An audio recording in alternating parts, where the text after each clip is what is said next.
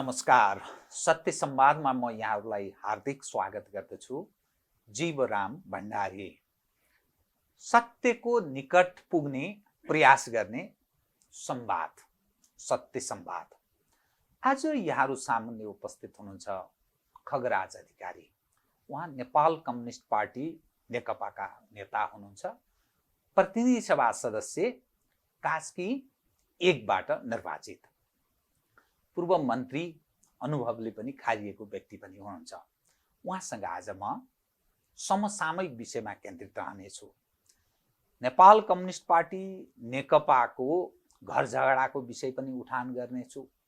मुलुकको राष्ट्रिय अस्मितासँग जोडिएको विषय पनि उठान गर्नेछु। जनजीविका। मूलत नेपालका वामपन्थीहरू 3 चिजलाई बढी महत्त्वका साथ हेर्ने गर्छ। 1 जनजीविका, 2 देशभक्तिको कुरा, त्यसपछि वाद विचार, त्यसैलाई चाहिँ आधार बनाएर संसारमा आफ्नो उपयुक्त परिस्थिति राजनीतिक हिसाबले सृजना गर्न चाहन्छन्। खगराज अधिकारी वाक्कला पनि राम्रो छ, अलिकति स्पष्ट बोल्ने प्रयत्न पनि गर्नुहुन्छ। तर म उहाँलाई संवाद मार्फत सत्यको निकट पुर्याउने प्रयत्न गर्नेछु। सर्वप्रथम म उहाँलाई स्वागत गर्छु। स्वागत छ यहाँलाई। धन्यवाद।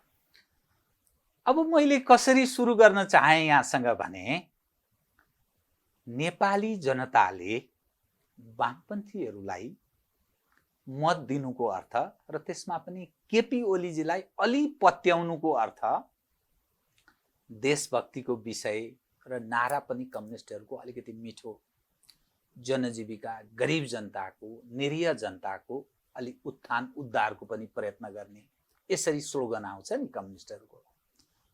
राष्ट्रिय अस्मिताको सवालमा पनि अलिक गम्भीर छन्, देशभक्त हुन्छन् भन्ने तुलनात्मक हिसाबले नारा पनि त्यसै गरी जनताको बीचमा लैजाने तपाईहरूले प्रयत्न गर्नुभयो। घटनाले तपाईहरूको जुन नेतृत्व पंक्ति जुन ठाउँमा प्रवेश गरेको छ, मुलुक जनताप्रति त्यो रूपमा जिम्मेवार छ भन्ने मान्ने अर्थ लागेन। कैयौँमा उदाहरण दिन सक्छु। कसरी चल्छ यो पार्टी सर? कृपया। हजुर, एकदम जीवरामजी असाध्यै गम्भीर प्रश्न उठाउनु भयो। हाम्रो सैद्धान्तिक आधार मार्क्सवाद हो, लेनिनवाद हो, जनताको बहुदलीय जनवाद हो या जनताको जनवाद हो, जेसुकै भने पनि यो आम जनतालाई छुने स्पर्श हुने विषय यो होइन। जनतालाई यसको आलोकमा हामी के गर्छौँ अहिले मुलुकमा? जनताको गरिबी हटाउँछौँ कि हटाउँदैनौँ? बेरोजगारी हटाउँछौँ कि हटाउँदैनौँ? अविकासलाई हामी विकासको तीव्र गति दिन्छौँ कि दिँदैनौँ? अशिक्षा हटाउँछौँ कि हटाउँदैनौँ? पछौटेपन हटाउँछौँ कि हटाउँदैनौँ? या समाजमा विद्यमान सम्पूर्ण प्रकारका विभेदहरू, या जातीय हुन् या भेग भूगोलका हुन् या लिङ्गीय हुन् या वर्गीय विभेदहरू हुन्, यिनको अन्त्य हामी गर्छौँ कि गर्दैनौँ? र त्यो कहाँबाट सुरु गर्छौँ? त्यस आधारमा जनताले हामीलाई मूल्याङ्कन गर्ने हो। अहिलेको किचलो घर झगडा भन्नुभयो तपाईँले, यो किचलो त्योसँग सम्बन्धित छ र? त्योसँग सम्बन्धित छ र भनेर जनताले प्रश्न गरे भने सिद्धान्तको लेपन लगाइए पनि छ्वाङ्गै देखियो के छ भने त्योसँग सम्बन्धित छैन। किनभने तैँले कुर्सी छोड म जान्छु, तैँले अध्यक्ष छोड म जान्छु, तैँले प्रधानमन्त्री छोड म जान्छु भन्ने जस्तो कुरा बाहिर परिरहेछ। र यो परिरहेको कि होइन, म भन्दैछु परिरहेछ र यो सत्यको नजिक छ। यो सत्य संवाद हो है। अनि सत्यको निकटै बडा कठिन छ यो बाटो। अनि सत्यको निकट पुग्नु जनतालाई जो परिरहेछ सत्यको नजिक छ। किनभने हामीले अब स्थिर सरकार दिन्छौँ, विकासलाई एउटा अविकासबाट विकासतर्फको यात्रा सुरु गर्छौँ। रेलको कुरा गर्दा गिजाउँथे, पानी जहाजको कुरा गर्दा मान्छे हिस्सीटिउरी गर्थे, अनि त्यसपछि उत्तरबाट नाका खोल्ने भन्दाखेरि हिस्सीटिउरी गर्थे। हाम्रो भूगोल, राष्ट्रिय अस्मिता, भू अखण्डता, सार्वभौमिकता हामी जोगाउँछौँ भन्दा अलिअलि नपत्याएको जस्तो गर्थे मान्छेहरू। आज हामीले कम्युनिस्ट आन्दोलनलाई लोकतान्त्रिकरण गर्यो जनताको बहुदलीय जनवादले। संसारभरि नव उदारवादी प्रजातन्त्र मान्ने या नव उदारवादलाई दार्शनिक आधार मान्नेहरू मात्रै मानव अधिकारवादी हुन् या मौलिक हकका पक्षधर हुन् या उनीहरू स्वतन्त्रताका वैयक्तिक स्वतन्त्रताका पक्षधर हुन् भन्ने कुरा थियो।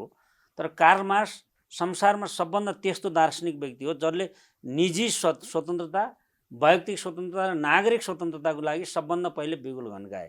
तर पछिल्ला अवधिमा त्यसको कार्यान्वयन, समाजवाद कार्यान्वयनको सन्दर्भमा कार्ल मार्क्स पछिका लेनिनका बाध्यताहरू थिए या स्टालिनको कतिपय कुराहरू हामीलाई पनि मन पर्दैन थियो, आधारभूत रूपमा सही भए पनि। यी कुरालाई हेरेर मार्क्सवादलाई त्यसैमा ढालिएर यो ढङ्गले अपव्याख्या गरियो र यही मार्क्सवादलाई बिपीले के भनेछन् भने दार्शनिक रूपमा म मार्क्सवादी हुँ। त्यसैले मार्क्सवाद यो हाम्रो अनिवार्य आवश्यकता थियो विश्वव्यापी रूपमा, जहाँसम्म असमानता छन्। त नेपालको नयाँ भाष्यकारको रूपमा, मार्क्सवादको भाष्यको रूपमा मदन भण्डारीले जडसूत्रवाद र विसर्जनवादबाट झन्डा खोसेर सृजनात्मक प्रयोगको झन्डा उहाँले लिएर आउनुभयो र यसैले लोकप्रिय आन्दोलन, एकातिर लोकप्रिय आन्दोलन पपुलर मुभमेन्टको रूपमा मार्क्सवाद नेपालमा आयो। अर्को कुरा राष्ट्रियताको सन्दर्भमा यो जोडियो र जनजीविकाको सम्बन्धमा जोडियो। यो चिनिया मार्क्सवादीहरूले या इन्डियाका मार्क्सवादीहरूले गरे जस्तो आन्दोलन हाम्रो होइन, त्यहाँभन्दा भिन्न खालको छ। हामी सुगौली सन्धिदेखि हामी नेपालीहरूले केही गर्न सक्दैनौँ भने दबिएका मूर्छित सपनाहरूलाई एक्कासी मदन भण्डारीका योग्य अनुयायी केपी ओलीले मूर्छित सपनाहरूलाई बिउजाइदिए, सकिन्छ भनेर बिउजाइदिए। कसैले पत्याएन नि। तर यस बेला, ठिक यही बेला हामीले के गर्यौँ भने झन्डै 58-60 वर्ष यतादेखि लिम्पियाधुरा, लिपुलेक र कालापानी क्षेत्र, म महाकाली सन्धि अध्ययन कार्यदलमा पनि मैले केपी ओलीको संयोजकत्वमा काम गरेको एउटा सदस्य हुँ म। र मैले तपाईँलाई थाहा नै छ, नेपालको भूभागबाट भारतीय विदेशी फौज भने, मैले भारतीय पनि भन्ने, विदेशी फौज हट्नुपर्छ भने सङ्कल्प प्रस्ताव 2 पटक संसदमा दर्ता गराएँ। यो मलाई म कम्युनिस्ट पार्टीमै लागेको किन हो भने राजनीति। यो तपाईँ कहिलेको विषयलाई उजागर गरिरहनु भएको छ? यो भन्दा अघिल्लो यो गएको संसदभन्दा अघिल्लो र चालु समाप्त भएको अधिवेशन दुईटैमा मैले सङ्कल्प प्रस्ताव दर्ता गराएँ। कार्यसूचीमा चढ्यो फागुनको 23 गते होइन, अनि 27 गते, अनि हाउस एकाएक अहिले बन्द भयो भनेर सुन्नुहुन्छ नि तपाईँ। यसरी नै बन्द भयो, यसरी नै सरकारले सिफारिस गर्यो, राष्ट्रपति महोदयबाट हाउस बन्द भयो। यो त नयाँ कुरा होइन नि। तर आज यसलाई राजनीतिकरण गरियो, म यही बुझ्दिनँ कोरोनाको सङ्क्रमणको कारण। यता पनि म अहिले जान्न, तपाईँले ठिक ठाउँमा कसरी उठाउनु भएको छ भने हामीले अब यो, तर यो विषय तपाईँसँग म पछि उठान गर्छु। संसद स्थगनको के औचित्य छ? किनभने त्यो जनप्रतिनिधिमूलक संस्था, ठिक छ, जो जनताको विषय उप छलफल हुनुपर्ने बेलामा किन यसरी आकस्मिक स्थगन गरियो भन्ने जिज्ञासा त हो नि। त्यो तपाईँ अहिले सोध्नुहुन्छ, त्यही बेला विषय कृपा। अब हाम्रो अहिले किचलो भन्छु म, यो कम्युनिस्ट पार्टी या संसारका कुनै पनि सङ्गठनहरूका आफ्ना आफ्ना मान्यता हुन्छन्। तर पनि हामी किन एउटै सङ्गठनमा छौँ? अब मलाई क्षमा गर्नु होला, अब सिन्धुपाल्चोकको धामी, इलामको विश्वकर्मालाई हामी ठोस भाषामा कामी भन्छौँ नि, कामी। यी दुईटा एउटै पार्टीमा किन हुन्छन्? एउटा सिद्धान्तले बाँधिएर, उद्देश्यले बाँधिएर।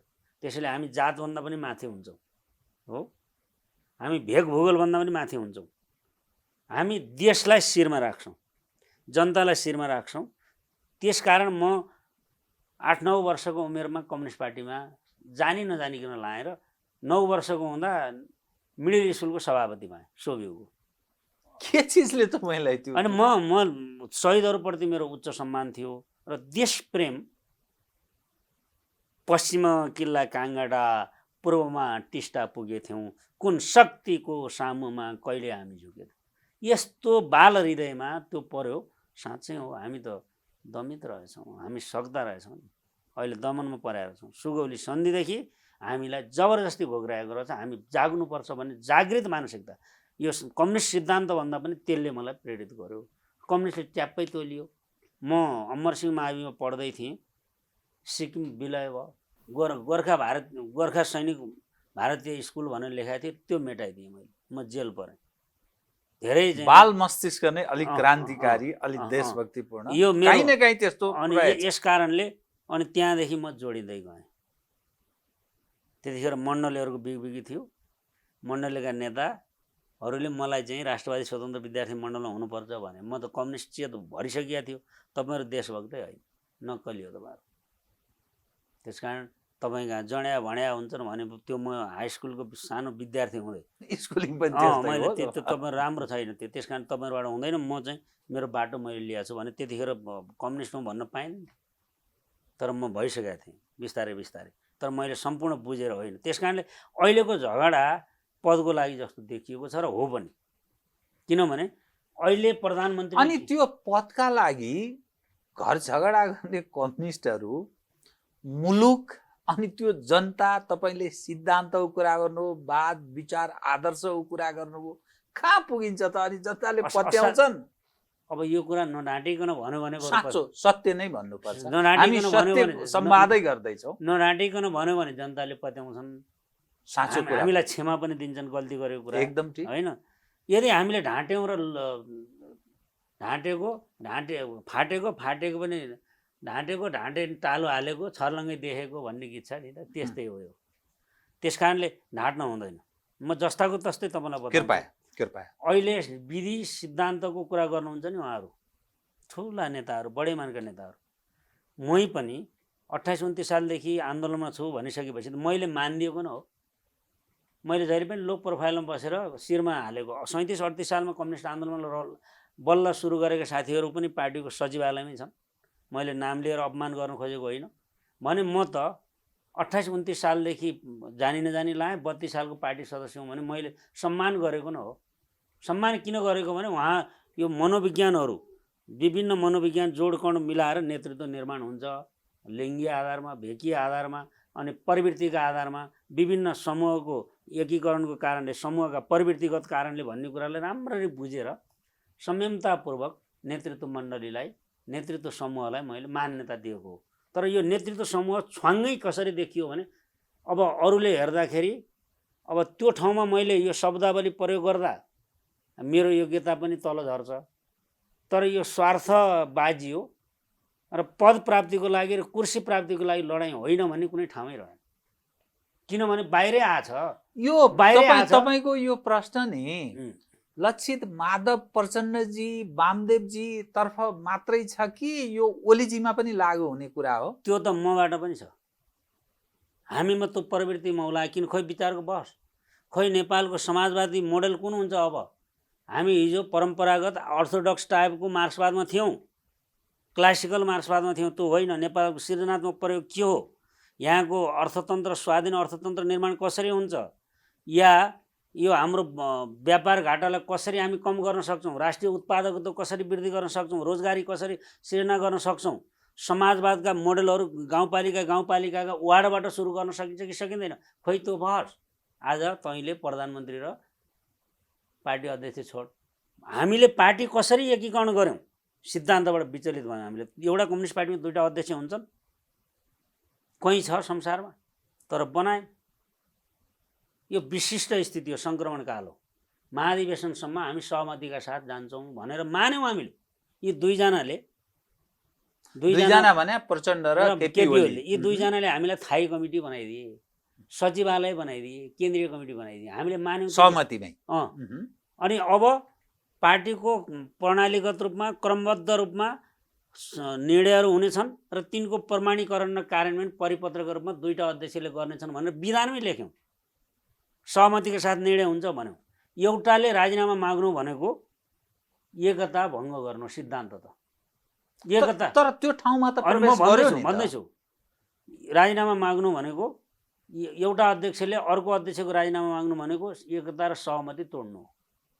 विधानले त्यही भन्छ, अन्तरिम विधानै त्यही छ। हामी विधान फेरौँ, महाधिवेशन गरौँ, स्थिति बसालौँ, एउटै अध्यक्ष बनाउनु पर्ने भए त्यही अनुसार गरौँ, होइन? अनि बहुपदीय पनि बनाउनु पर्ने भए बनाऊँ। हाम्रो विशिष्ट प्रयोग होइन बहुपदीय। अध्यक्ष, उपाध्यक्षहरू, महासचिव, उपमहासचिवहरू, सचिवहरू कहाँ चिनिया कम्युनिस्ट पार्टीमा थियो, कहाँ स्टालिन कम्युनिस्ट पार्टीमा थियो, कहाँ लेनिनको थियो, कहाँ कोमिन्टरमा थियो, कम्युनिस्ट इन्टरनेसनलमा कहाँ थियो त हामीले हाम्रो सृजनात्मक प्रयोग गऱ्यौँ सङ्गठनात्मक व्यवस्थापनका लागि। र अहिले पनि सङ्गठनात्मक व्यवस्थापनका लागि हामीले 2टा अध्यक्षसहित हामीले अल्पमत र बहुमत केन्द्रीय कमिटी पनि हुन्छ। पुरानो साबिक एमाले एक ठाउँमा हुने, साबिक माओवादी एक ठाउँमा हुने भने त अल्पमत बहुमत त्यही छ नि। बहुमतले निर्णय गर्ने, परिपाटीका साथ होइन सहमतिका साथ भन्ने सिद्धान्तै बनाएर विशिष्ट अवस्थामा विशिष्ट कुरा प्रदान हुन्छन्। सामान्य र विशिष्टको बिचको अन्तर सम्बन्ध मार्क्सवादले यहीँनिर लक्षित गर्छन्। हामीले विशिष्ट प्रयोग गरेको सहमति बहुमत र अल्पमतको विषय छैन यहाँ। सहमतिले जे हुन्छ त्यो भन्ने त्यस्तो कल्पना गरियो। कहिलेसम्म गरेनौँ? महाधिवेशन गर्दासम्म गरेनौँ। तपाईँ अबको महाधिवेशनसम्म तपाईँ र म अहिले संवाद गरिरहेछौँ त्यो 26 गतेसम्म यो एकपछि अर्को जो स्थायी समितिको बैठक जसरी सर्दैछ नि यसले पार्टी धेरै अप्ठ्यारो अवस्थामा प्रवेश गरिसक्यो। अन्ततोगत्वा एकीकृत ढङ्गले जान सक्दैन, एक नदीका 2 किनाराको रूपमा रूपान्तरित हुन्छ है भन्ने अर्थ लाग्छ त? म त्यसमा विश्वस्त छैन। किनभने यो यस्तो भयो कि प्रचण्ड र केपी ओली आफ्ना विशिष्ट सहयोगीहरू, आफ्ना सहयोद्धाहरू, आफ्नो पार्टीमा विशिष्ट नेताहरूसँग सल्लाह गरेर एकीकरण गर्नुभयो। उहाँलाई सर्वाधिकार दियो। तपाईँले जे घोषणा गर्नुहुन्छ, जो मोडेल गर्नुहुन्छ त्यसलाई मान्नेछौँ भनेर उहाँहरू दुईटाले जेठ 2 गते रातिको समयमा आफ्नो कमिटीहरू खारेज गरिदिनु भयो। र अनि त्यसपछि वरिष्ठ नेता, अनेक सचिवालय, स्थायी कमिटी, केन्द्रीय कमिटी भनेर उहाँहरूले घोषणा गर्नुभयो। आएर हामीले सही साफ गरिदियौँ। आज चित्त नबुझेर हामीले 2 वर्षभित्र महाधिवेशन गर्छौँ भनेको गर्न नसक्ने। हामी सबै अयोग्य होइनौँ। अयोग्य केपी ओली मात्रै हुन्छ। अर्को अध्यक्ष योग्य, केपी ओली अयोग्य भन्न नि पाइएन। वरिष्ठ नेता योग्य अनि केपी ओली अयोग्य भन्न नि पाइएन। हामी सबै अयोग्य छौँ भने त्यो ठाउँबाट सोचौँ ठन्डा दिमागले। हाम्रो काममा के दायित्व छ? अनि हामीले के भन्यौँ भन्दाखेरि हामी यो स्थिर सरकार दिन्छौँ है वामपन्थीले जित्यौँ भने भन्यौँ हामीले। अनि आज अकस्मात हिजो कृष्णप्रसाद भट्टराईलाई गिरिजाबाबुले जे गर्नुभयो त्यही काम गर्ने, मातृका र चाहिने बिपी कोइरालाको बिचमा पार्टी ठुलो कि संसद ठुलो भन्ने या सरकार ठुलो भन्ने झगडा भने जस्तै त्यही गर्ने हो भने हामी र उहाँहरू बिचमा के फरक भयो? पार्टी आफ्नो ठाउँमा सुप्रिमेसी छ। संसद हाम्रो संविधान अनुसार संसदले या संविधानले पार्टी व्यवस्था चिन्दैन, संसदीय दल चिन्छ। यो कुरा हेक्का राख्नु पर्यो। हामीले किन बनाएको त्यो संविधान? हामीले बनाएको होइन। पार्टी दल चिन्छ, नेकपा चिन्दछ। उसले नेकपाको साङ्गठनिक व्यवस्थाबारे संविधानलाई बोल्न जरुरी छैन। उसले संसद चिन्छ। सार्वभौमिकता कहाँ छ? संसदमा छ, पार्टीमा छ। र सचिवालय, स्थायी समिति र केन्द्रीय समितिले कुनै अन्यथा निर्णय गर्यो भने प्रधानमन्त्री संसद फेस गर्ने हिसाबले तयार हुनुपर्छ भन्ने तपाईँको आशय हो? त्यो ठाउँमै जान्छ भन्दिनँ म स्थिति। म कथम बहुमत र अल्पमतमा प्रवेश गर्यो मुद्दाले भने के गर्ने? किनभने एक व्यक्ति यसमा धेरै कुरा छन्, कृपया बताउनु त। किनभने यो अलि स्पष्ट होस् न। विपरीत काम हुन्छ यो। अहिले जो 20 जना 31 जना जहाँ बस्यो भने यो पनि गुटगत क्रियाकलाप। त्यो गुटगत क्रियाकलाप गर्न देखेर भोगेर आएको मैले। नेकपा मालेभित्र 37-38 सालमा सिपीलाई विस्थापन गर्दा अब टङ्क कार्की सिपीतिर लाग्नुभयो। म पार्टीको पक्षमा उभिएँ र मैले कुटाइ खाएँ। कुटाइ खाएको मान्छे हो म। र त्यतिखेर अन्तर्राष्ट्रिय युवा अवस्था राष्ट्रिय समिति 1985 थियो। 2टा थिए, एउटा टङ्क कार्कीको नेतृत्वमा, अर्को रामप्रसाद गेवालीको नेतृत्वमा थियो। दुईटैको बिचमा कोअर्डिनेसन गर्ने अन्तर्राष्ट्रिय युवा अवस्था राष्ट्रिय समितिको संयोजक भएर आयौँ, मिलाएर आयौँ। त्यसैले माओवादी केन्द्रभित्र पनि, साबिकको माओवादी केन्द्रभित्र पनि के थियो त भन्दाखेरि 9-10 वटा ग्रुप मिलेर अहिले लास्टमा नेकपा माओवादी केन्द्र बनाएको थियो। हामी पनि 34-35 वटा ग्रुपहरू मिल्दै, जस्तै म पुष्पलालसम्ममा थिएँ, 36 सालमा मात्रै नेकपा मालेमा आएँ। त्यहाँदेखि भने अहिलेसम्म त्यही म मेन स्ट्रिममै छु म, होइन भने यसभित्र पनि 34-35 वटा अहिले गन्ने भने त 72-73 वटा त्यस्ता ग्रुप बनेर नेकपा एमाले बनाएको थियो। किनभने मार्क्सवादी माले एकीकरण भयो 37 सालमा। त्यसरी माओवादी केन्द्र पनि अब चौथो महाधिवेशन हुँदै, एकता केन्द्र हुँदै, अनेकौँ समूह भङ्गालाहरू मिलेर चाहिँ नि त्यो अर्को भनेर ती 2टा पार्टीको अब आवश्यकता छैन है। किनभने एक प्रकारले जनवादी क्रान्ति हामीले सम्पन्न गऱ्यौँ भने अब समाजवादको यात्रा हामीले सुरु गर्ने हो। निर्वाचनकै बाटो जाने हो, आवधिक निर्वाचनकै बाटो जाने हो, विधिको शासन मान्ने हो, संविधानको सर्वोच्चता मान्ने हो भने अब दुईटा पार्टी किन चाहियो? अरू कम्युनिस्टहरू पनि हामी एकताबद्ध गर्ने भनेर यो ठाउँमा आउने। अनि अहिले चाहिँ उसले मलाई चर्को बोल्यो, उसले सुस्तो बोल्यो, उसको कुर्सी अगाडिपट्टि भयो, मेरो पछाडि भयो भन्ने नै देख्नुहुन्छ तपाईँले। उसको विचारले यो मिलेन, बहुदलीय जनवाद भन्यो या 21औं शताब्दीको जनवाद भन्यो, त्यस कारणले भएन भने बहस त सुन्नुहुन्न तपाईँ। त्यसैले यो असैद्धान्तिक कुरामा जो बहसहरू भएका छन्, यसका आधारमा जो गुट बनाएका छन्, यी गुटहरू खारेज हुनुपर्छ। कम्युनिस्ट आन्दोलन या राजनीतिक आन्दोलन या सिद्धान्तको आन्दोलन या जनताको जनमुखी आन्दोलन अगाडि बढाउने हो भने यी अहिलेका कुराहरू जति ठुलो उचाइको, जतिसुकै वरिष्ठतम व्यक्तिले भने पनि यो अराजनीतिक कुरा हो।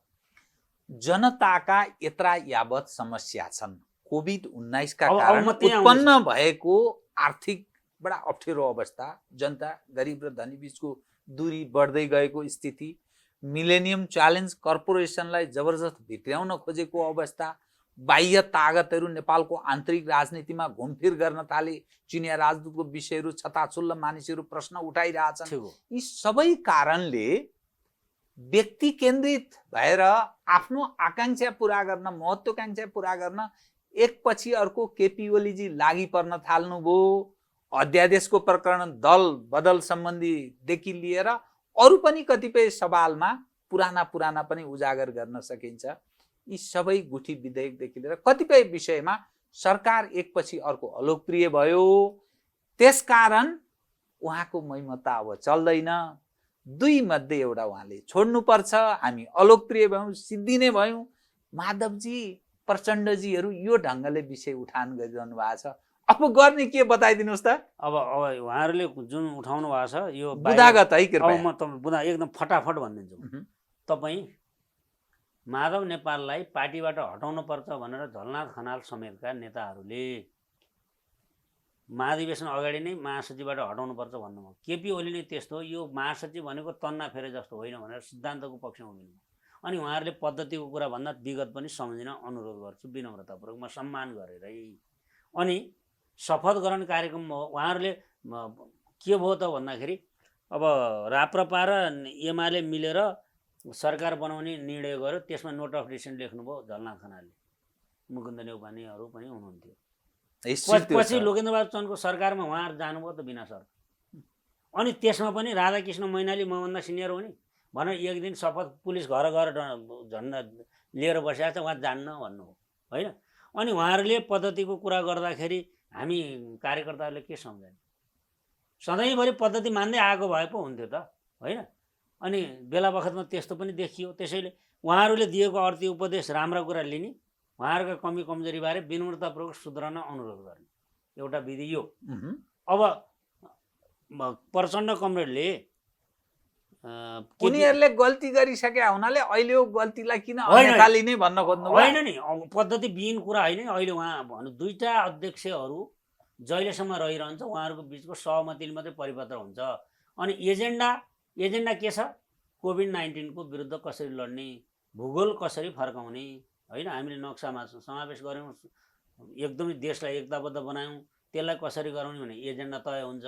अकस्मात रिस उठेर एजेन्डा राजीनामाको मागिन्छ भने त्यो त यसै पद्धति बिन छ नि। त्यो आन्तरिक मात्रै उपज हो कि तपाईँलाई के लाग्छ त्यो जुन अब त्यहाँ म के देख्छु भने तपाईँलाई एउटा बडा मलाई सान्दर्भिक कुरा उठाउने मौका दिनुभयो। म जेलमा थिएँ 42 सालको बम काण्डपछि। 46 सालमा म रौतहट जेलबाट ब्रेक गरेर 46 सालको आन्दोलनमा आउने मौका मिल्यो मलाई। इन्डिया बर्गनिया गएँ, त्यहाँबाट भागेर आएर देशको 45-46 सालको आन्दोलनको गण्डकी धौलागिरीको म संयोजक भएँ, सङ्घर्ष समितिको वाम मोर्चाको म सदस्य थिएँ। अब त्यहाँ मैले दिनमान पढेँ, हेर्नुहोस् भारतीय पत्रिका जेलमा। त्यहाँ बडा गजबले लेख्यो, मलाई अहिले समय छोटो छ कृपा। के लेख्यो भने त्यतिखेर भगवती प्रसाद सिंह हुनुपर्छ राजसभा स्थायी समिति। एकदम ठिक हो, भगवती प्रसाद सिंह। तिनले रामराजा प्रसाद सिंहलाई के भन्यो भने काङ्ग्रेस कम्युनिस्टले यहाँ नाम कमाइसके, यत्रो सङ्गठन गरिसके, त बाहिर छस् के बसिरहेछस् भनेर। अनि उनले बम काण्डको निम्ति आर्थिक सहयोग पनि गरे र यसरी बम काण्ड भएको भनेर लेखाएको छ। इति वृत्तान्त त्यो तपाईँले सम्झनु भने पढ्नु होला, मसँग त्यो सुरक्षित छ दिनमानमा। भनेपछि मान्छेलाई के लाग्यो, रामराजा प्रसाद सिंहप्रति मेरो उच्च आदर भाव छ।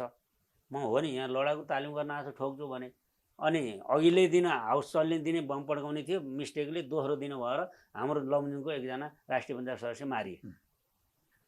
यसरी पनि हुँदो रहेछ। डम्बरजङ गुरुङ यसरी पनि हुँदो रहेछ नि त। भनेपछि अहिले प्रायोजित अब कुरा त आन्तरिक नै प्रधान हो, तर बाह्य वातावरण यस्तो बनाइन्छ कि अहिले भारतको संस्थापन पक्ष खुसी छैन नि। हाम्रो लिम्पियाधुरा, लिपुलेक, कालापानी क्षेत्र, सुस्ता क्षेत्र समेत कब्जा गरेर बसेको यसै प्रमाण छ। अनि त्यहाँबाट हट्नुपर्छ भने देशै युनाइट गरेको हुनाले खुसी छैन। यही बेला हामी राजीनामा माग्छौँ, हामी कस्ता मान्छे भयौँ। अर्को कुरा, कोभिड-19 को विरुद्ध हामी लडिरहेछौँ। सीमित साधन स्रोतका बावजुद पनि, अनेकौँ विवादका बावजुद पनि सरकारले काम गरिरहेको छ। यो बेला त सरकारको मनोबल बढाएर जसरी जीवजनको सुरक्षा गर भन्नेतिर जाने बेला हामी यही बेला राजीनामा माग्छौँ भनेपछि सान्दर्भिक छ, यो उचित छ। अनि त्यसैले तपाईँले प्रश्न सोध्नुभयो नि, अनि मैले दिनमानको कुरा गरेँ, तपाईँले प्रश्न गर्नुभयो। अब यसमा सत्यको नजिकको निष्कर्ष यही निस्क्यो र म कसैलाई आरोप लगाउँदिनँ। हामी अन्जानमा पनि त्यस्तो बन्न जान्छौँ र यहाँ चिनिया राजदूतको सक्रियताप्रति मेरो कुनै आसक्ति पनि छैन, त्यसप्रति मेरो कुनै लोभ पनि छैन। किनभने चिनले बनाइदिएको कम्युनिस्ट पार्टी होइन, भारतको कम्युनिस्ट पार्टीले बरु अब सहयोग गर्यो होला। हामी चाहिँ नि 2006 साल वैशाख 10 गते कम्युनिस्ट पार्टी बनायौँ कलकत्तामा बसेर। चिनको चाहिँ नि कम्युनिस्ट पार्टीले हाम्रो पार्टी बनाइदिए पनि होइन, भाइचारा सम्बन्ध छ, धन्यवाद छ। तर ओरिएन्टेसनमा सहभागी हुन थाल्नुभयो नि होइन, त। त्यो चिनिया कम्युनिस्ट पार्टीको नेतृत्वले आएर प्रेसिडेन्ट दिन थाल्यो। अस्ति पनि भर्चुअल मिटिङ प्रचण्डजीको दायाँ बायाँ अरू नेताहरूलाई राखेर प्रचण्डजीले गर्नुभयो। अनि यसो लाक्षणिक हिसाबले दक्षिणतिरलाई देखाइदिन्छौँ है हामी भन्ने अर्थमा हो भनेर दक्षिणका फेरि मानिसहरूको त्यो खाले पनि दृष्टिकोण रहेछ। दक्षिणमै पनि हाम्रा मित्रहरू छन्, दक्षिणमै पनि भाकपासँग हाम्रो राम्रो सम्बन्ध छ, मार्क्सवादीसँग राम्रो सम्बन्ध छ, दक्षिण अफ्रिकासँग भएका पनि छ। त्यो त भाइचारा सम्बन्ध, बन्धुत्व सम्बन्ध मात्रै हो। होइन, त्यो एउटा ठिक हो कि, तर प्रशिक्षणै प्रारम्भ भइसक्यो भनेपछि दक्षिणबाट उत्तरतिर सर्या हो कि भनेर प्रश्न गरे मानिसले। यति खण्डित र झुटको नजिक छ नि, सत्यको नजिक होइन। हाम्रो बहुदलीय प्रतिस्पर्धा आवधिक निर्वाचनको परिपाटीमा छौँ। चिनको कम्युनिस्ट पार्टी बहुदलीय सहयोगात्मक राजनीतिमा छ भने उसको न सिद्धान्त मिल्छ हामीसँग, न दर्शन, अब दार्शनिक आधार मिल्छ, न उसको पार्टीको सञ्चालन विधिसँग मिल्दैन हाम्रो। होइन, हाम्रो फरक खालको छ। हामी आवधिक निर्वाचनमा जान्छौँ 5-5 वर्षमा भनेपछि उसको र हाम्रो त प्रशिक्षण गर्ने कुरा समाजवादको चिनिया मोडलको अनुभव लिने कुरा मात्रै हो। हाम्रो अनुभव उसले लिन्छ।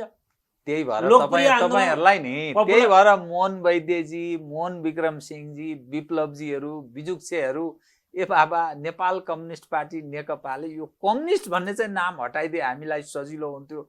सबै फ्रेम वर्क चाहिँ कहाँ गरिरहनु भएको छ? प्रतिस्पर्धात्मक राजनीति अर्थात् डेमोक्रेटिक फ्रेमभित्र यो कम्युनिस्ट भन्ने राखेर हामीलाई चाहिँ अप्ठ्यारो पारिदिनु भन्छन् क्या। त्यही भएर तपाईँ उहाँहरूलाई हाम्रो आग्रह के छ भने उहाँहरू निष्ठापूर्वक लाग्नु भएको छ। मोहन विक्रमजी अस्ति मैले पोखरामै फोटो खिचेर हालेँ भने तपाईँहरूले सामाजिक सञ्जालमा हेर्नुभयो होला, ठुलो सम्मान गर्छु म। नारायणमाझीप्रति पनि मलाई उहाँले विश्वास पनि गर्नुभयो। राष्ट्रिय चुनाव छानबिन समितिमा सँगै थियौँ, उहाँले ल्याएको कुरा सब मान्छु भन्नुभयो उहाँले। हुन त मोहम्मद मोहसिन मरेर जानुभयो, उहाँले पनि गर्नुभयो। निष्ठापूर्वक काम गर्दैन यिनले, हामी आँखा चिम्लेर सहयोग गर्छौँ भने राष्ट्रिय चुनाव छानबिन समितिको एउटा मुख्य सदस्य भइसक्दै मैले काम गरेको थिएँ। उहाँहरूसँग मैले सहकार्य गरेको हुनाले उहाँहरूलाई म चिन्दछु। तर उहाँहरू चाहिँ नि कस्तो भने सृजनात्मक प्रयोग चाहियो नि। लोकप्रिय आन्दोलनको रूपमा कम्युनिस्ट पार्टीलाई अगाडि लानु पर्यो। सिद्धान्तबाट डेभिएसन हुनु भएन, व्यवहारमा लचिलो हुनु पर्यो। अब व्यवहारमा उहाँहरू लचिलो हुनुहुन्न भन्ने कुरा त यसै थाहा भयो नि। त्यस कारण उहाँहरूको अन्डरमाइन गरेको होइन, अवमूल्यन गरेको होइन, सम्मान गर्छु म। तर के हो भने कम्युनिस्ट पार्टी टाक्सिँदै त्यति सानो किन भयो? त्यसैले नेपालको कम्युनिस्ट आन्दोलनको मोडेल चिनिया मोडेल पनि होइन, सोभियत मोडेल पनि होइन, नेपाली मोडेल हुन्छ र नेपाली मोडेल बनाउने प्रक्रियामै छौँ हामी। त्यस कारणले यस्तो बेलामा सिद्धान्तका कुराहरू बहस चलेनन् र अहिले पद प्रतिष्ठाको लडाइँ चल्यो र यसमा न चिनिया राजदूतको सक्रियताले हाम्रो पार्टी एकताबद्ध हुन्छ, न भारतीय राजदूतको सक्रियताले हाम्रो पार्टी बढ्छ। होइन, पार्टी सञ्चालन त भनेको अर्थात् बाँच्ने भनेको त सिद्धान्तवाद विचार अनि काहीँ न काहीँ फेरि त्यो आस्थाको पक्ष अलग हुन्छ।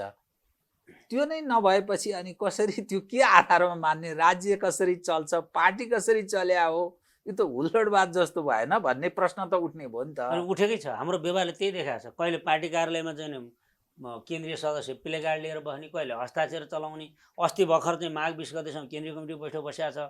रेगुलर बैठक हुँदाखेरि पनि चाहिँ नि 6 महिनापछि बस्ने हो होइन। विधानमै त्यही लेखेका छौँ हामीले। विधि विधानको कुरा गर्छौँ फेरि त्यहीँ गएर। अनि सडकमा चाहिँ नि पक्ष र विपक्षमा चाहिँ नारा जुलुस हुन्छ। यो हुल्लडबाजै जस्तो जस्तो छ, यो शब्दै प्रयोग तपाईँले गर्नुभयो, म त अब त्यसलाई मर्यादित ढङ्गले भनौँला। अनि त्यसपछि कुन टारमा, कुन अब कुन बारीमा, कुन अँगेनामा, कुन आँगनमा, अनि हामी चाहिँ नि छुट्टै छुट्टै बैठक बस्छौँ। यो कम्युनिस्ट पार्टीले सुहाउने कुरा हो? जनताले यो रुचिकर मान्छन्? त्यसमा यो खेदजनक छन्। यस्ता कुराहरू विरोधजन्य छन्। यो गर्न हुँदैन। संस्थागतै ढङ्गले चल्नु पर्यो। स्थायी कमिटीको बैठक बसेन भन्छन् साथीहरू। स्थायी कमिटी भनेको केन्द्रीय कमिटीभित्रै हो। सचिवालय भनेको केन्द्रीय कमिटीभित्रै हो। कोभिड-19 सुरु भइसकेपछि वामदेव गौतमले मास्क बाँड्दै हुनुहुन्थ्यो हामी त्यो बैठकमा। त्यही माघ 20 गतेसम्म बडा सर्वसम्मत रूपमा केन्द्रीय कमिटी बस्यो। सरकारको समीक्षा गर्यो, सरकारका राम्रा कामहरू उल्लेख गर्यो, अनि सरकारले सच्याउनु पर्ने कुरा त्यहाँ गर्यो, पार्टी कामको समीक्षा गर्यो, प्रतिवेदन सर्वसम्मत रूपमा पास भयो। अनि 2 महिना हुँदा नहुँदै आकाश खस्यो र अनि यो प्रलय भएर यस्तो हुन्छ। अनि अब तपाईँले अहिले ल्याएको कुराको मैले जवाफ दिनुपर्ने छ। अध्यादेश कस्तो हो भने, अब हामी विधिको शासन मान्छौँ भने छुट्टिने कुन हो भने बहुमत भएको छुट्टिँदैन। 40% पार्टी र संसदमा 40 भयो भने त्यो छुट्टिन पाउँछ भनेर हामीले सैद्धान्तिक मान्यता स्थापित गऱ्यौँ। तर के भने मनोनित सदस्यहरूको सङ्ख्या जोडिदिएर अनि आफ्नो त्यो दलीय अधिनायक भनौँ कि दलीय सुप्रिमेसी कायम रहिरहने अवस्था भयो। त्यसैले हामीले हाम्रो पार्टीमा लागु हुन्छ भन्ने होइन, आम सिद्धान्तको हकमा यो ठिक हुन्छ भन्ने मान्यता राखेका हौँ होइन। अलि लचक हुन खोजेको तर त टुक्राउन खोज्यो भनिसकेपछि उहाँले केपी ओली त स्वीकार्दैन भन्छ। 2 दिनमै स्वीकार्नु म त फेरि स्वीकार्दैन भनेको त खण्डन भइहाल्यो नि, त्यसले भयो कि भएन। अब गुठी विधेयकको तपाईँले कुरा ल्याउनु भयो। यहाँका परम्परागत रूपमा गुठियार जिउँदाका जन्ती मर्दाका मलामी र सांस्कृतिक धरोहर जोगाउने नेवार समुदायको गुठी खाइदिन ला भने कुप्रचार पो गरियो त। हेर्नुहोस् त, श्री 5 को प्राण वायु गुठी छ धादिङमा, उहाँ म्याग्दीमा, अनि त्यो न दर्ता हुन्छ, न मैले पाउँछ, न राज्यको हुन्छ। यस्तो गरेर ती सबै सन्दर्भ छन्। त्यसैले सबै कुराको सरकारले ठिकै कुरा ल्याए पनि ठिक बेलामा ठिक कन्भिन्स गरेर ठिक तरिकाले ल्याउनु पर्ने कुरा स्थगित भएको मात्रै हो। त्यसैले मूल कानुन 300 भन्दा बढी कानुन बनाएर सरकारले सर्वसम्मत पास भयो। तर कुनै पनि महत्त्वपूर्ण यसरी आइसकेपछि सरकार फिर्ता लिने अवस्थामा प्रवेश गर्नुको अर्थ त नैतिक हिसाबले यो सरकार त अप्ठ्यारो स्थितिमा प्रवेश गरेको अर्थ लाग्यो नि त। 48 सालदेखि तपाईँ जोड्नुहोस् 13वटा भन्दा विधेयकहरू फिर्ता भएछन् आइसकेर। यो पहिलो घटना होइन। त्यसैले यस्तो गरियो कि अतिरञ्जना साथ हामी त संसदमै छौँ नि होइन, अभ्यस्त छौँ। हुन्छ दल बदल सम्बन्धी फेरि अध्यादेश ल्याउने कसरतमा ओलीजी हुनुहुन्छ भन्ने सुनिन्छ। अब यो अहिले तर्सो पस्यो होला। अब अहिले किनभने विश्वास बहस औपचारिक भन्दा अनौपचारिक गर्ने गुटबन्दी गर्नेहरू डराउने काम हुन्छ क्या। हाकाहाकी नै ल्याउनुहुन्छ नि ल्यायो भने। प्रचण्डजीहरू माधवजीहरू अलि तर्सिनु भयो।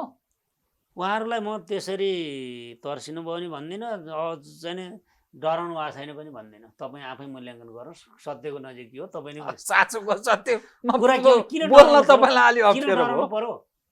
कानुनले फुट्ने र कानुनले जुट्ने हो र? यो त मान्छेको विचारले हो, सिद्धान्तले हो।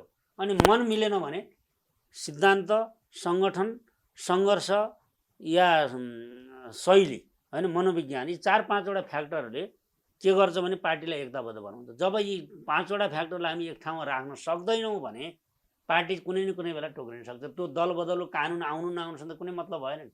यो त संसदको चाहिँ डर देखाएर होइन, संसदको सङ्ख्याको डर देखाएर रहने नत्र नरहने विचारले। मन मिलेन, विचार मिलेन भने टुक्रिनु स्वाभाविक हो होइन, जान्छ। त्यस कारण अहिले त कुरा के हो भने यो बेला हो, उपयुक्त बेला।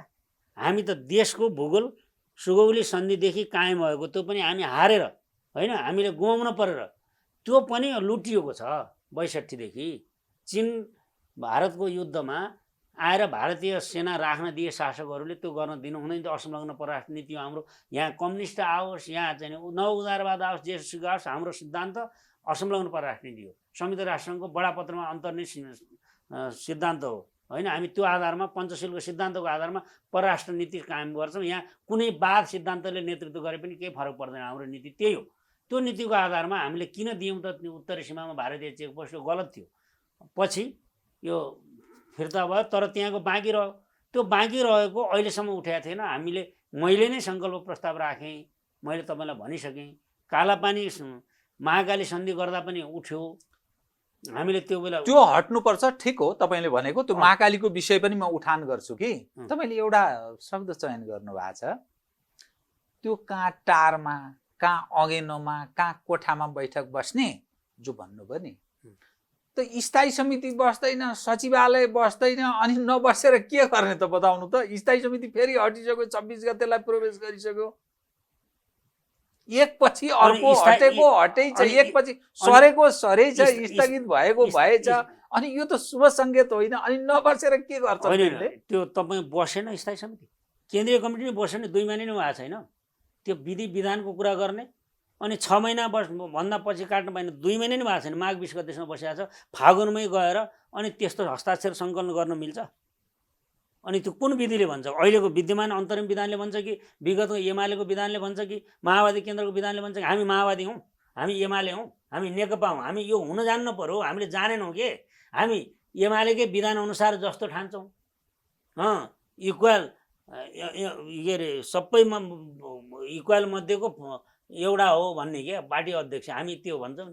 इक्वल एमङ द अल भनेर भन्छौँ हामी, त्यो होइन। पार्टी अध्यक्षहरूलाई हामीले के सम्झेका छौँ भने महाधिवेशनसम्म सहमतिका साथ लाने भनेर अन्तरिम विधानमा किन मानेको? हामीले आज आएर कुरा उठ्यो भनेर कोही कोहीले भनेको सुन्छु म, हाम्रो केन्द्रीय सदस्य नै हुन्, पार्टी अध्यक्ष नै हटाइदिन सक्छौँ हामी, प्रधानमन्त्री नै हटाइदिन सक्छौँ। प्रधानमन्त्री हटाउनु त संसदमा जानु पर्यो, संसदीय दलमा जानु पर्यो, होइन? किन हटाउनु पर्यो? मुख्य कुरा त्यो विषय नै किन ल्याउनु पर्यो? के कारणले के असन्तुष्टि हो त्यो कुरा छलफल गरौँ, बहस गरौँ, त्यही मात्रै एजेन्डा राखेर गरौँ न। एजेन्डा अर्को डिरेल गरेर राजीनामा माग्ने भनेपछि वैधानिक भयो, यो विधिपूर्वक भयो, मनोविज्ञान अनुसार भयो, भएन। त्यो पो भनेको मैले, गर्न सकिन्छ।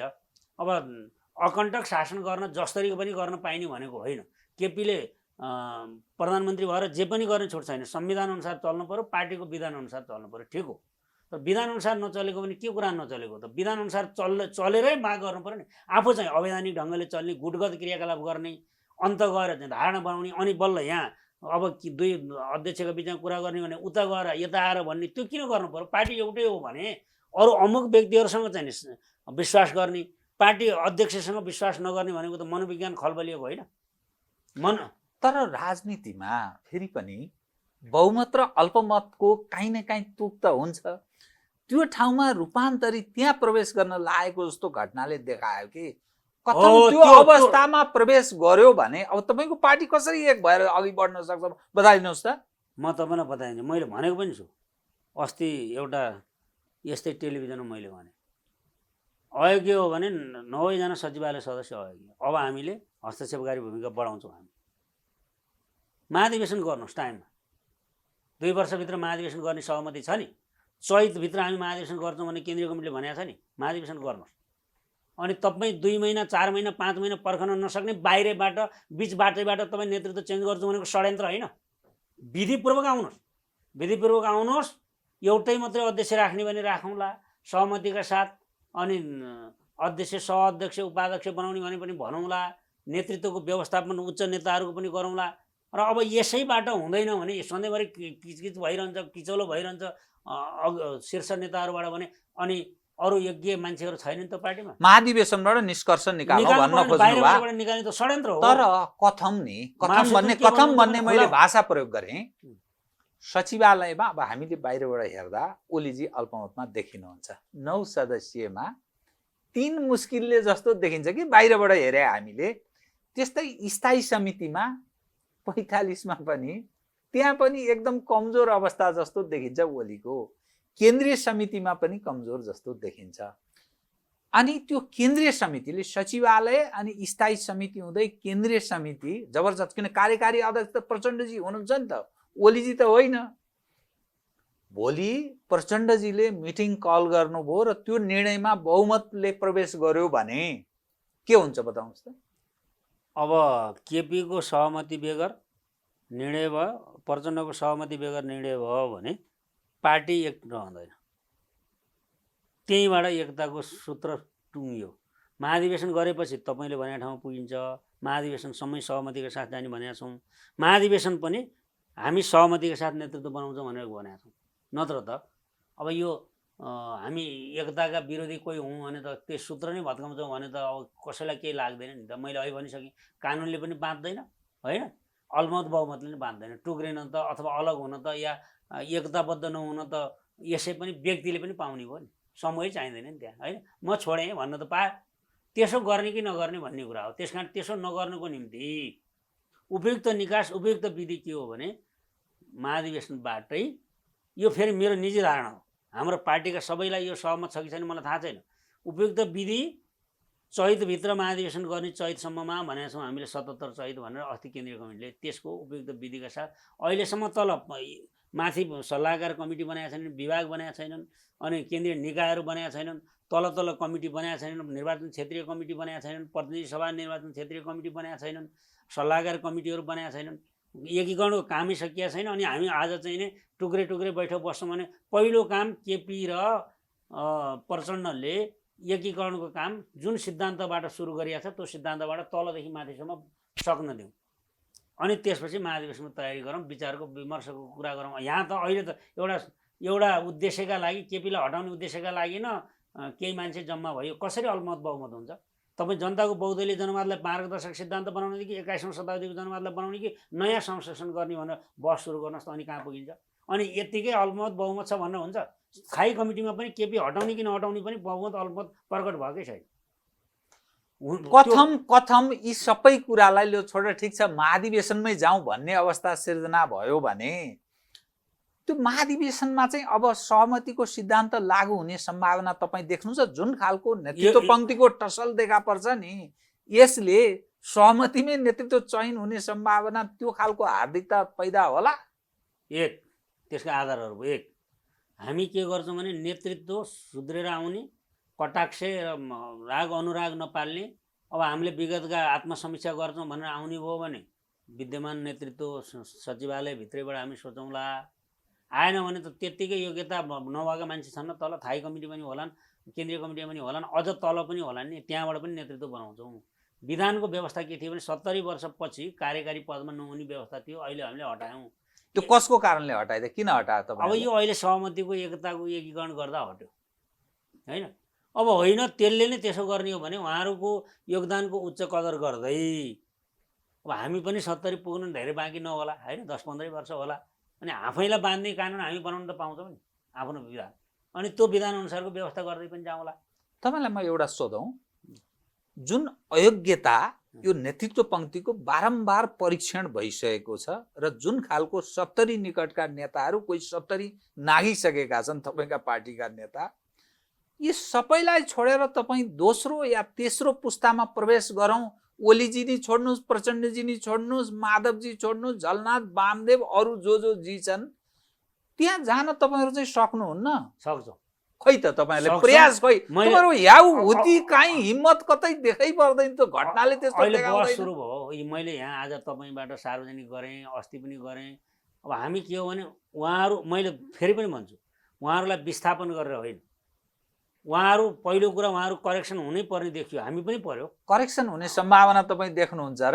अझै पनि कोसिस गरौँ, किनभने हेर्नुहोस् उहाँहरूका सकारात्मक योगदानले पनि कम्युनिस्ट आन्दोलन यहाँसम्म पुगेको छ नि। त्यसलाई हामीले एउटा घटनामा, एउटा अप्ठ्यारो अवस्थामा, एउटा परिस्थिति विषम सिर्जना भयो भने बिर्सन सक्दैनौँ।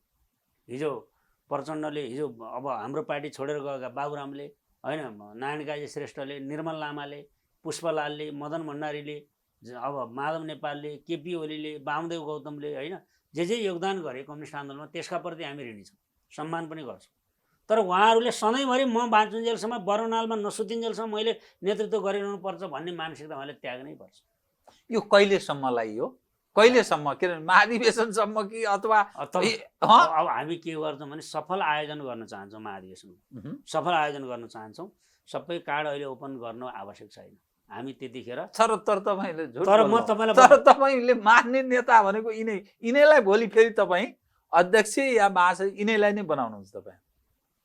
यी भएका जो अहिले चर्चामा छन्, जो अहिले लफडाबाजीमा सामेल छन्, त्यसैमा भन्न चाहन्छु, उहाँहरू ले लफडा गर्न हुन्न भन्ने कुराको कन्भिन्स गर्नुभयो महाधिवेशनका प्रतिनिधिलाई भने उहाँहरू नै हुनुहुन्छ। अब मलाई उहाँहरूले लफडा गर्नुहुन्न भन्ने लाग्दैन, म कन्भिन्स हुन्न। म अहिलेसम्मको गतिविधि हेर्दा यदि सुध्रिनुभयो भने म कन्भिन्स हुँला। म जस्तै कन्भिन्स नहुनेको एउटा प्रभावकारी सङ्ख्या भयो भने के भन्न सकिन्छ र नयाँ नेतृत्व आउन सक्छ। अनि जुन अवस्थामा नेपाल कम्युनिस्ट पार्टी नेकपा प्रवेश गरेका छ, यो एक ढङ्गले जान्छ भन्ने मलाई विश्वास हुन छोडेको छ। म एउटा आम सञ्चारमा काम गर्ने मानिस भएको हुनाले, म कानुन र पत्रकारिताको विद्यार्थी पनि भएको हुनाले, म डे टु डे यति ठुलो, यति एकअर्काप्रति आक्रोश भाव, एक ठाउँमा समेत बस्न नसक्ने, एक दिन बसेपछि भोलिको टुङ्गो नहुने।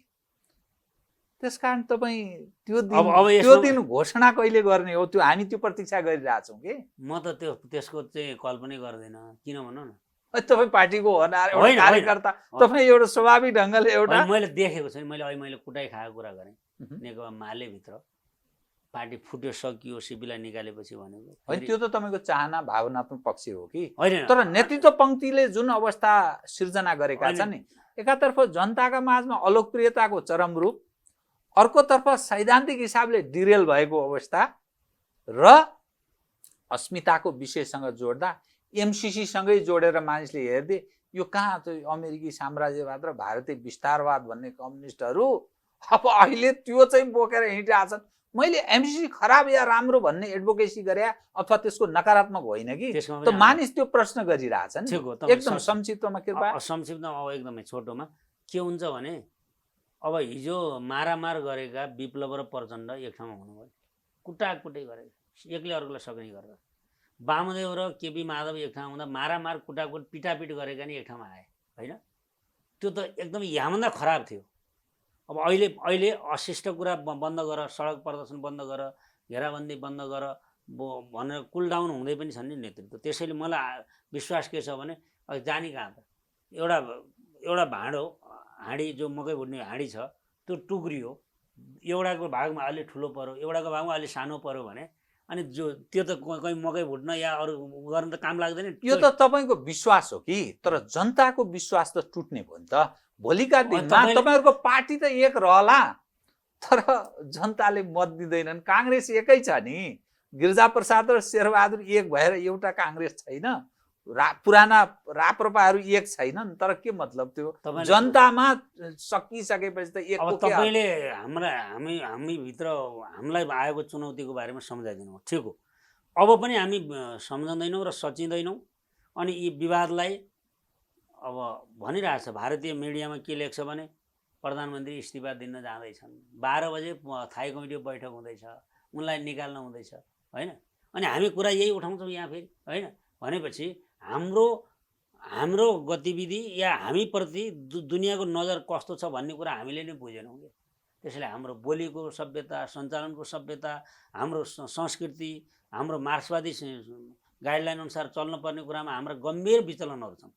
एमसिसीमा के तपाईँको? एमसिसीमा के हो भने, यसमा राष्ट्रियताका सन्दर्भमा गम्भीर जो प्रश्नहरू छन् तिनको उत्तर दिएर राष्ट्रिय हितमा प्रयोग गर्दै जानुपर्छ। त्यसको उत्तर कसरी दिने? यही सदनबाट पास गराउँछु प्रधानमन्त्रीले भन्नुभयो, त्यहाँ पनि सिद्धिनुभयो, चिप्लिनु भयो त उहाँ होइन। अब सभामुखले नल्याएपछि त उहाँले भन्नुभएकै थियो, सभामुखले ल्याउनुहुन्छ, संसदले बहस गर्छ, हामी त ल्यायौँ भन्नुभयो होइन। अविच्छिन्न उत्तराधिकार संस्था हो सरकार भनेको, अघिल्लो सरकारले ल्याएको म ल्याउनु, त्यो प्राथमिक, त्यो धेरै महत्त्वको साथ हामीले नहेरौँ भन्ने तपाईँको अर्थ।